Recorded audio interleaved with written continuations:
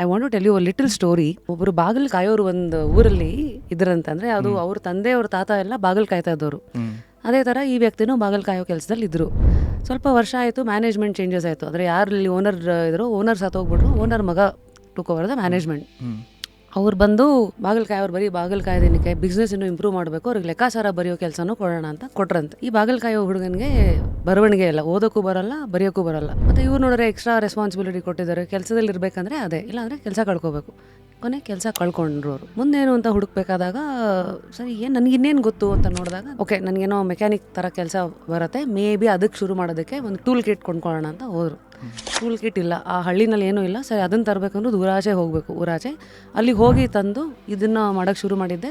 ಎಲ್ಲರೂ ಊರಲ್ಲಿರೋರೆಲ್ಲ ಓಕೆ ನನಗೂ ಈ ಟೂಲ್ ಕಿಟ್ ತಂದ್ಕೊಡು ಅಂತ ಅದೇ ಕೆಲಸ ಆಗೋಯ್ತು.